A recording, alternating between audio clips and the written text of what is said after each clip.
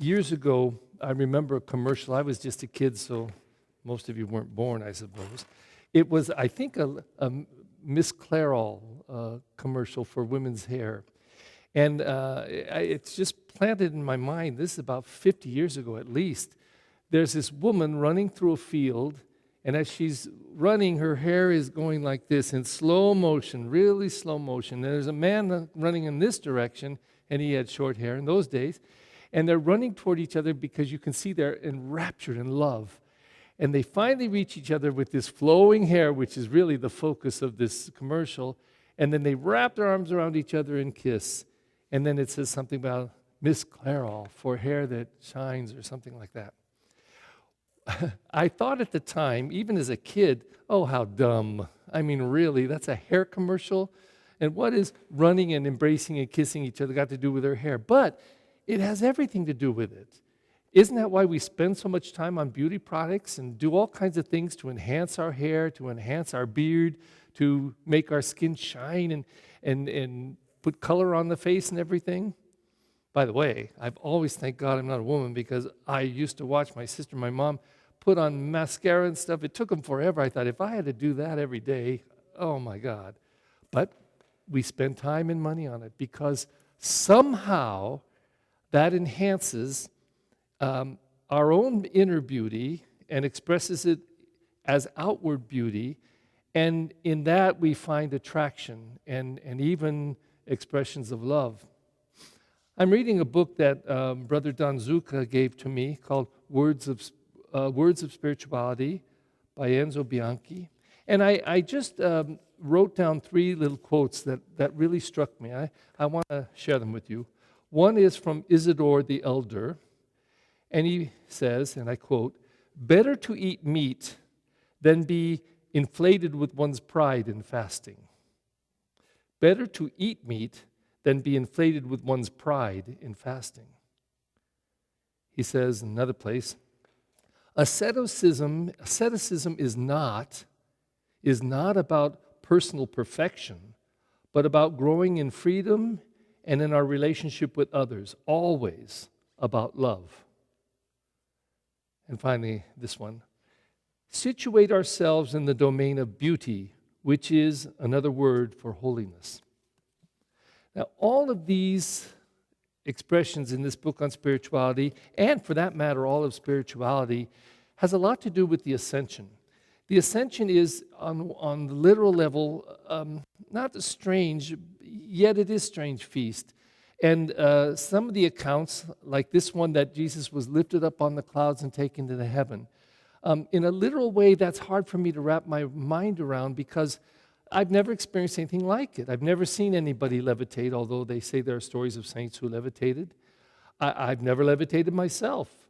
So I can't really wrap my mind in a literal way around that reality. But maybe it happened just as it's spoken. If it did, if it didn't, it doesn't matter to me because Jesus Christ is Lord and that's enough for me.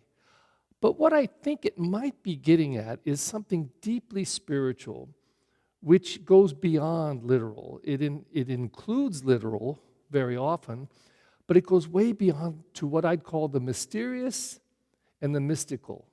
The mysterious and mystical is that deep stuff. It's the Miss Clairol commercial with the slow flowing hair, and somehow the caring for her hair has something to do with bringing out her beauty, which has something to attract this man to her beauty, which is, as the spiritual book says, it's holiness, it's goodness, it's beauty.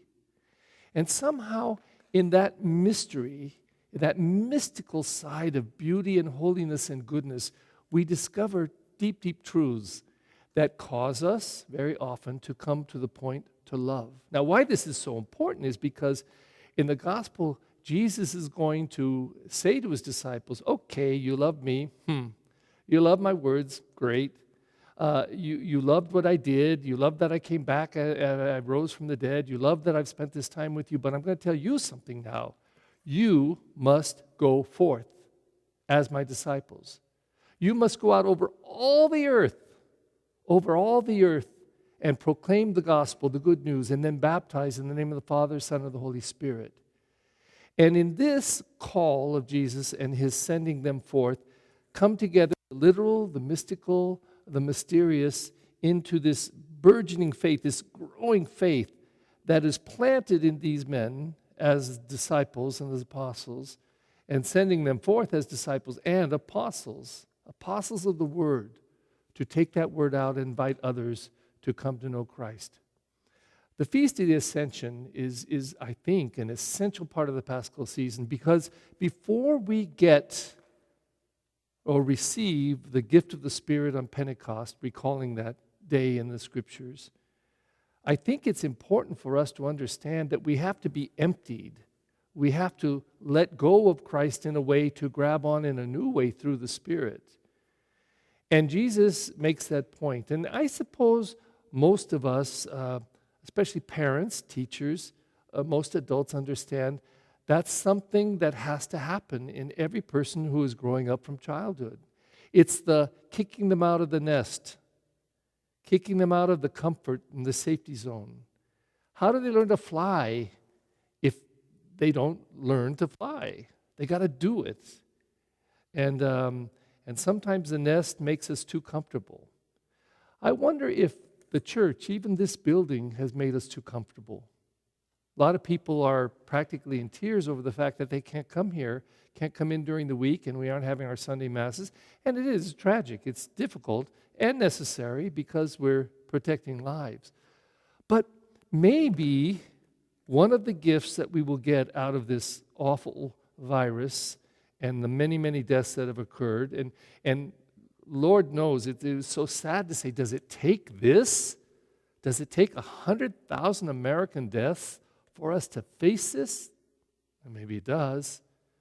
But after hearing of 100,000 Americans dying, not to mention the thousands and thousands and thousands and thousands of men and women who have fought in our wars, who have died, and we are remembering in this Memorial Day weekend, does it take this for us to get out of the comfort zone, get out of the nest? And the reason I say that is because our growth in faith shouldn't be stopping or slowing down because we're not coming here into this building. If you notice, as I was writing in our Facebook page of the parish for the first few weeks, very much so at the beginning of Easter season, the domestic churches, which is every one of your homes, that's your domestic church, your home church. There is where the faith has to grow most of all. And then what this building is for is to gather all these hundreds and hundreds of domestic churches, your homes, into this big place to unite us in that faith. What happens if your domestic church isn't growing? Does this make it grow? I don't think so. It would be like if you didn't eat for 2 weeks straight, then you came here to eat a little bit. Is that sustaining your life? You know, you sustain your life every day.